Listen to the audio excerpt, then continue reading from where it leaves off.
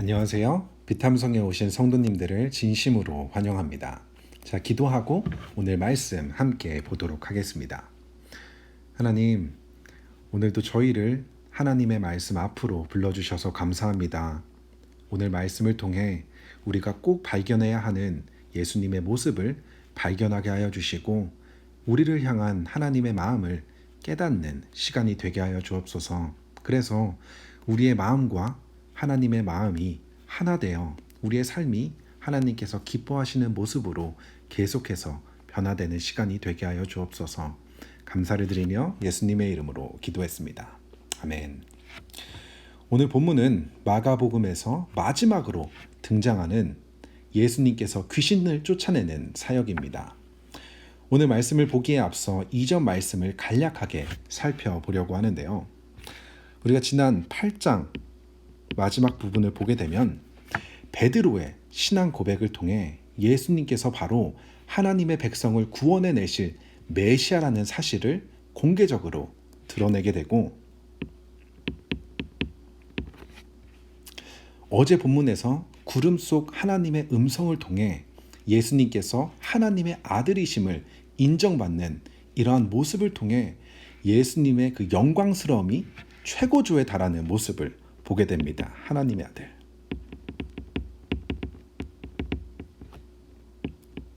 영광 최고조. 그런데 오늘 본문 말씀은 그런 영광스러운 예수님과는 너무나 대조되는 제자들의 모습도 발견하게 되는데요. 함께 오늘 말씀 살펴보도록 하겠습니다. 14절 말씀입니다. 그들이 다른 제자들에게 와서 보니 큰 무리가 그 제자들을 둘러싸고 있고 율법학자들이 그들과 논쟁을 하고 있었다. 오늘 본문에서 그들은 누구죠? 바로 예수님과 함께 있었던 베드로와 야고보와 요한이었습니다.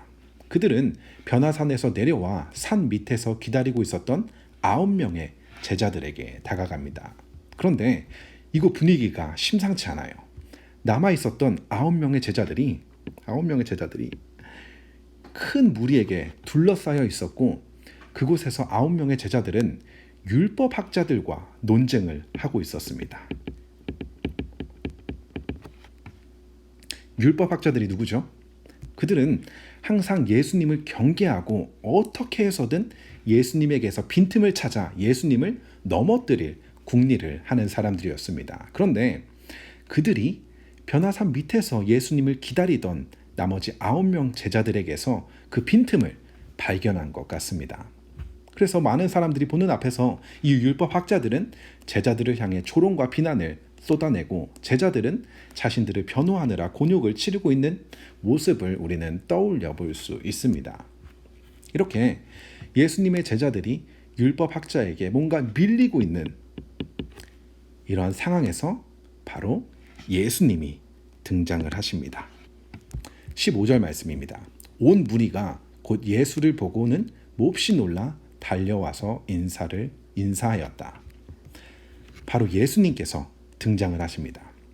그곳에 있었던 무리들은 대부분 예수님을 쫓아다니던 예수님의 팬들이었을 것입니다. 팬들. 그들은 예수님의 제자들이 소위 말해 율법학자들에게 탈탈 털리는 모습을 안타까운 마음으로 지켜보고 있었을 것입니다. 그런데 이러한 상황에서 바로 예수님이 등장을 하니 이 예수님의 등장이 그들에게 얼마나 반가운 일이었겠습니까? 저희가 어벤져스 인피니티 워를 보신 분들 중에 많은 사람들이 토르의 등장신을 최고의 장면으로 뽑기도 하는데요. 악당들에게 밀리고 있는 상황에서 토르의 등장으로 상황이 완전히 역전이 되는 그 장면을 보고 사람들은 가슴이 웅장해진다라는 표현을 사용하기도 합니다. 아무튼 이처럼 율법학자들에게 소위 말해 탈탈 털리고 있었던 제자들에게 예수님의 등장은 제자들뿐만이 아니라 온 무리에게 굉장히 흥분이 되는 순간이었을 것입니다. 그리고 예수님께서 물으십니다. 16절에 너희는 그들과 무슨 논쟁을 하고 있느냐? 무슨 논쟁을 하고 있느냐? 물론 예수님께서는 모든 것을 아시는 분이십니다. 그렇지만 예수님께서는 이러한 질문을 통해 뒤에 나오게 되는 제자들이 가지고 있었던 그들의 부족함과 연약함을 고백하기를 원하시는 것입니다. 이러한 예수님의 질문에 제자들은 고개를 푹 숙인 채 아무런 대답을 하지 못하고 무리 중 한 사람이 이렇게 대답합니다. 17절 말씀인데요. 무리 가운데 한 사람이 예수께 대답하였다. 선생님, 내 아들을 선생님께 데려왔습니다. 그 아이는 말을 못하게 하는 귀신이 들려 있습니다. 드디어 오늘 사건의 발단이었던 바로 귀신 들린 아이의 아버지가 등장을 합니다. 이 아버지는 귀신 들린 아들의 병을 고침받기 위해 그 아들을 예수님에게로 데리고 왔다고 이야기합니다. 그리고 이어서 아이의 증상을 이야기하는데요. 18절에 어디서나 귀신이 아이를 사로잡으면 아이를 거꾸로 뜨립니다.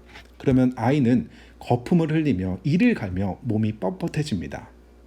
아이는 이러한 큰 고통을 받고 있었고 아버지는 이 아이를 고치기 위해 예수님에게로 데리고 왔다는 것입니다.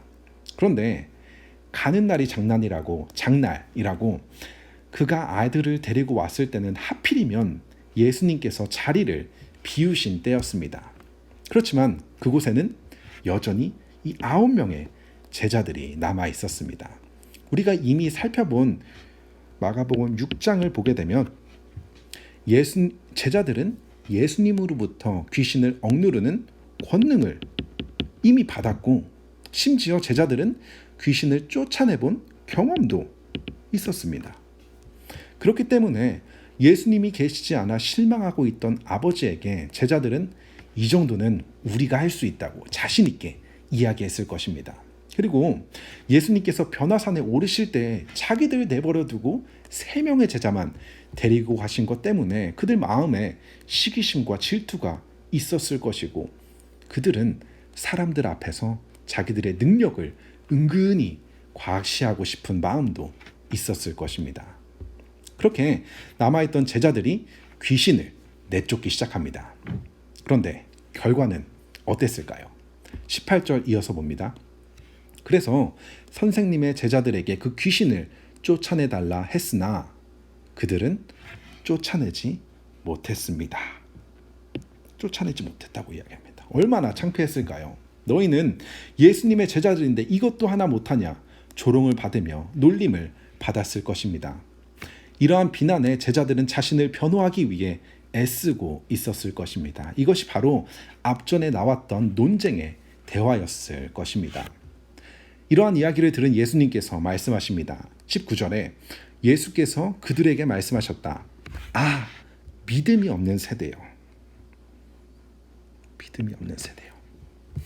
예수님께서는 제자들이 귀신을 쫓아내지 못한 것을 들으시고 그들에게 믿음이 없다고 말씀하십니다. 믿음이 없다고. 예수님께서는 그들의 믿음이 적다고 말씀하지 않으시고 믿음이 없다고 말씀하십니다.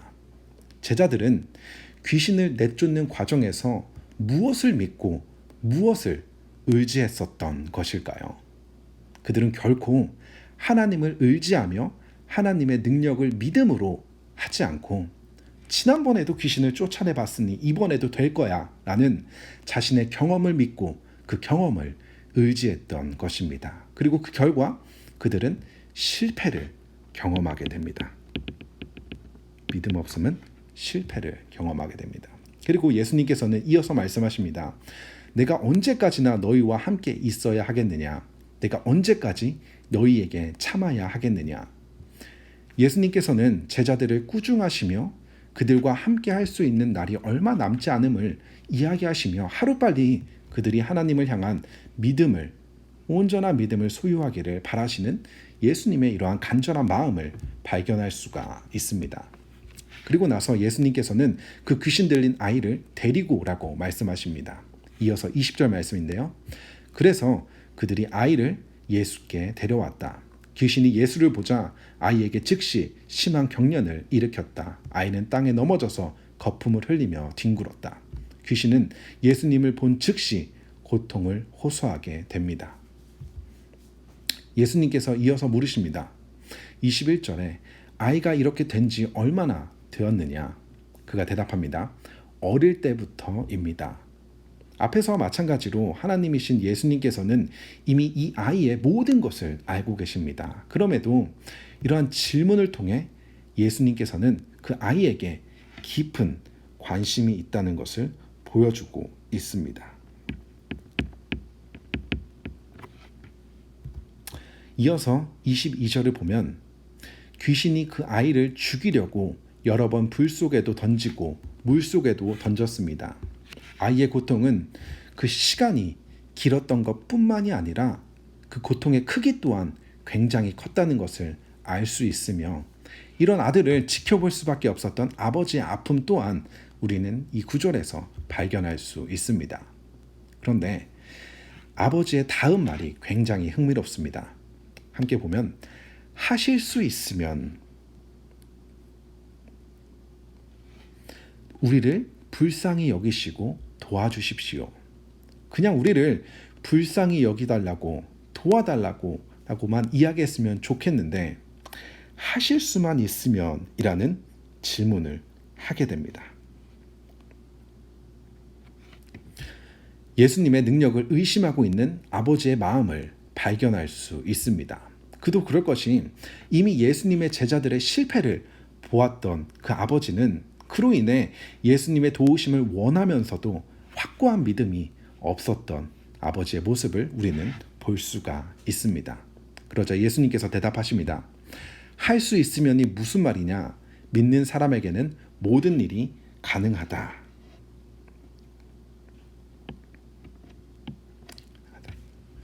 무슨 말이죠? 할 수 있다는 것입니까? 없다는 것입니까? 할 수 있다는 것입니다. 그런데 여기서 중요한 것은 할 수 있고 없고가 아니라 예수님을 믿는지 아니면 믿지 않는지가 중요하다는 것입니다. 믿음이죠. 이 예수님을 믿는 사람에게는 인간이 결코 할 수 없는 그 일들을 할 수 있다고 말씀하신 것입니다. 그러자 23절에 그 아이의 아버지는 큰 소리로 외쳐 말했다. 내가 믿습니다. 믿음 없는 나를 도와주십시오.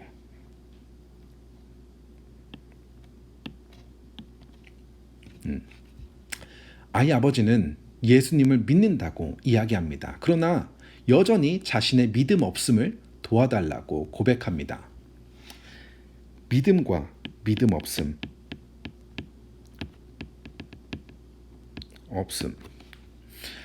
이 믿음 없음이 함께 존재하는 것은 너무나 아이러니하지만 우리 모두 경험하고 있는 것입니다.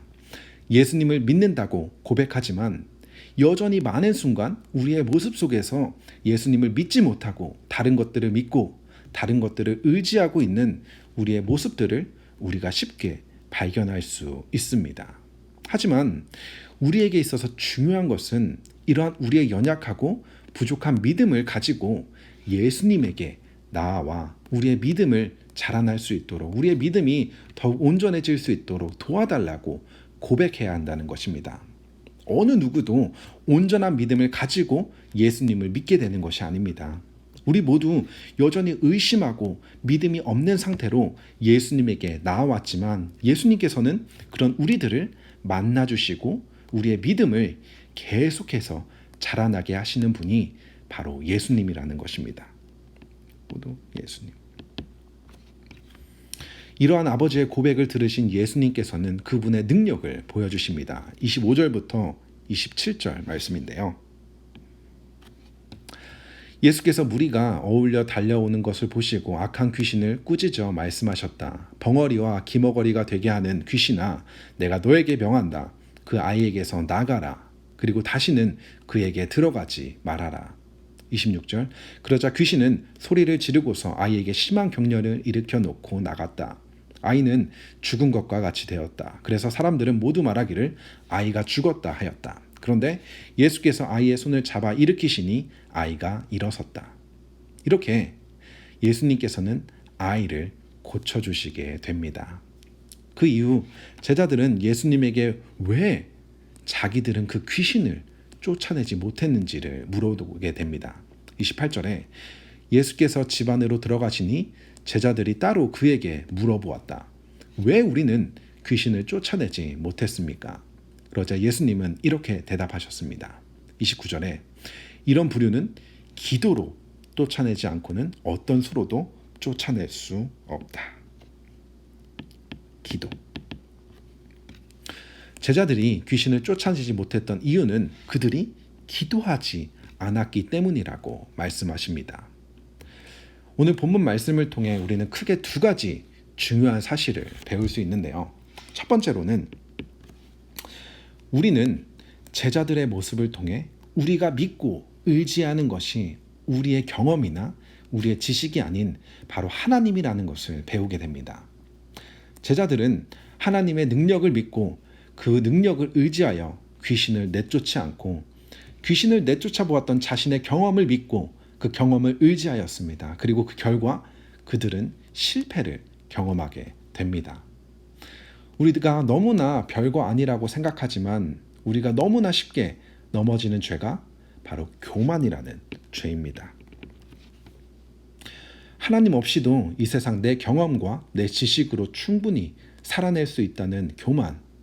이러한 인생이 때로는 당장 우리 눈앞에 성공을 가지고 오는 것처럼 보일 때도 있지만 하나님이 아닌 내가 주인이 되어 살아온 인생 자체가 하나님이 보시기에는 우리가 창조된 그 목적과 전혀 반대되는 삶을 살았기 때문에 실패한 인생이 될 수밖에 없습니다. 그렇다면 우리는 우리가 하나님을 믿고 하나님을 의지하며 살아가고 있는지 아니면 내 경험을 믿고 경험을 의지하며 살아가고 있는지 어떻게 점검할 수 있을까요? 정답은 굉장히 간단한데요. 바로 우리의 기도 생활을 보면 알 수 있습니다. 제자들이 무엇 때문에 귀신을 내쫓지 못했다고 이야기했죠? 바로 기도가 없었다는 것입니다. 기도는 무엇이죠? 기도는 나의 부족함과 연약함을 인정하고 하나님의 하나님 되심을 인정하는 것입니다. 그리고 그분의 도우심과 은혜를 구하는 나의 모습을 통해 내가 믿고 내가 의지하는 것은 내가 아닌 하나님이라는 사실을 고백하는 것입니다. 예수님께서는 그분의 사역 기간 동안 계속해서 반복적으로 홀로 하나님께 기도하는 시간을 가지셨습니다. 하나님이신 예수님께서 이러한 기도가 필요하셨을까요? 예수님께서 자신의 이러한 삶을 통해 우리에게 가르쳐주고 계시는 것입니다. 우리는 결코 우리 힘으로 살아가는 것이 아니라 하나님을 의지하고 하나님의 능력을 의지해야 한다는 것을 그분의 기도의 삶을 통해 우리에게 가르쳐 주신 것입니다. 저는 우리 모두가 우리의 기도가 회복되었으면 좋겠습니다. 그리고 두 번째로 우리가 오늘 말씀에서 배울 수 있는 것은 귀신 들린 아버지의 신앙 고백, 내가 믿습니다. 믿음 없는 나를 도와주십시오. 이 고백이 우리 모두의 고백이 되었으면 좋겠습니다. 솔직히 말해 우리가 그렇게 대단한 믿음을 가지고 있나요? 적어도 저는 그렇지 않습니다. 제가 하나님이 정말 살아계신가? 혹시 내가 믿는 하나님이 존재하지 않으면 어떡하지? 라는 생각을 제가 할까요? 하지 않을까요? 한다는 겁니다. 전도사라는 제가 이런 믿음을 가지고 있다는 것입니다. 그런데 중요한 건 이렇게 연약한 믿음을 가지고 하나님에게로 나아가 도우심을 구해야 한다는 것입니다. 그럴 때 하나님께서는 말씀을 통해 기도를 통해 그리고 하나님의 말씀의 순종을 통해 우리의 믿음을 자라나게 해주신다는 것입니다. 하나님께 솔직하게 우리의 믿음의 연약함을 고백하고 도우심을 구할 때 우리 교회의 비전인 에베소서 4장 13절 말씀처럼 그리하여 우리 모두가 하나님의 아들을 믿는 일과 아는 일에 하나가 되고 온전한 사람이 되어서 그리스도의 충만하심의 경지에 다다르게 됩니다. 아멘. 우리 함께 우리의 연약하고 형편없는 믿음을 가지고 신앙의 여정을 함께 걸어가며 그 여정 속에서 우리의 믿음이 함께 계속해서 자라났으면 좋겠습니다. 기도하겠습니다. 하나님 감사합니다. 오늘 말씀을 통해 우리에게 말씀하여 주셔서 감사합니다. 오늘 말씀 가운데 발견된 우리 각자의 삶 속에 변화되어야 하는 것들을 무시하거나 외면하지 않고 그 말씀에 반응하여 우리의 삶이 변화될 수 있도록 도와주옵소서. 감사를 드리며 예수님의 이름으로 기도했습니다. 아멘.